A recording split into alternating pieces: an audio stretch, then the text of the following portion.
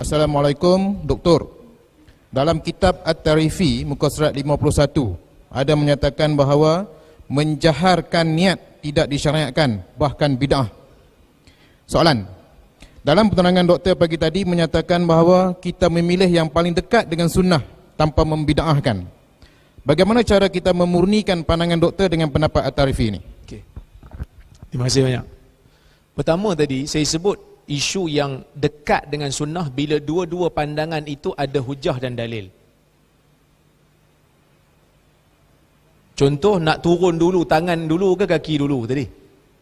Kan? Dua-dua ada hujah dan dalil. Tapi masalah lafaz niat ni dalil dia agak jauh. Maka sebab itu saya tak nafi ada ulama, bukan Tarifi sebut. Sebelum Tarifi pun ada ulama silam sebut bid'ah. Kita jangan allergic dengan perkataan bid'ah, kerana bid'ah disebut oleh mana-mana ulama yang berbicara dalam fiqh.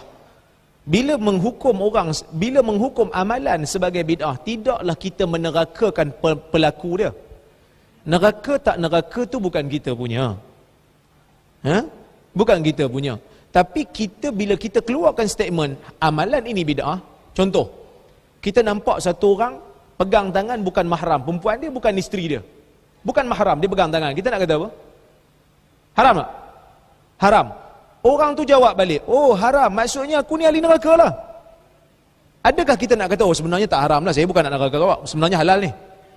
Takkan nak kata macam tu. Bila ijtihad kita mengatakan tiada dalil dalam masalah ni, ya bid'ah. Tapi adakah kita nak menerakakan orang? Tak.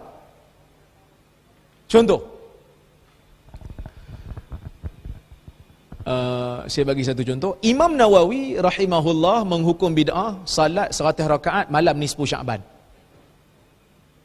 Imam Nawawi menghukum bid'ah, bukan bid'ah hasanah, bid'ah buruk dan mungkar bagi orang yang salat malam nisfu Sya'ban 100 rakaat.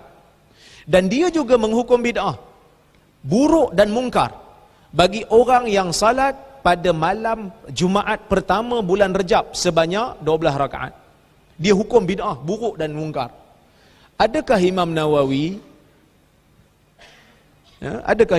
nak menerakakan orang yang salat? Tak lah, dia kata dalil tak sahih.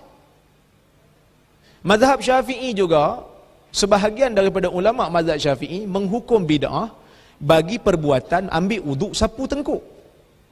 Walaupun ada hadis mashur raqabah amanun minal ghil, sapu tengkuk ni satu keamanan daripada belenggu dari kiamat. Tapi hadis itu batil di sisi ulama hadis, maka ulama mazhab Syafi'i kata bid'ah. Tapi ada tak ulama yang menganjurkan perbuatan sapu tengkuk ni dalam kitab-kitab fiqh? Ada. Maka kita jangan allergic lah. Tarifi kata bid'ah kerana tidak ada dalil yang jelas daripada Nabi. Maka pada dia perbuatan itu tidak sunnah. Bukanlah bermakna bila saya kata kita kena hati-hati, ada benda rajih dan marjuh, ada benda kan dekat dengan sunnah yang mana agak jauh sikit pada sunnah. Tapi ada perkara memang antara bid'ah dan sunnah, ada. Seperti mana yang dibuat oleh Al-Imam Nawawi. Maka sebab itu perbahasan bid'ah ke tak bid'ah ni, kita jangan bergaduh lebih sangat. Bawa mari dalil kalau kita tak setuju dengan orang kata bid'ah. Mazhab Syafi'i, majoriti mazhab dia tak setuju dengan Imam Nawawi, Imam Hanafi, Abu Hanifah bila menghukum akikah sebagai bid'ah. Maka dia bawa dalil daripada Nabi menunjukkan ia sunnah. Begitu juga Al-Iz bin Abdissalam. Al-Iz bin Abdissalam mazhab apa?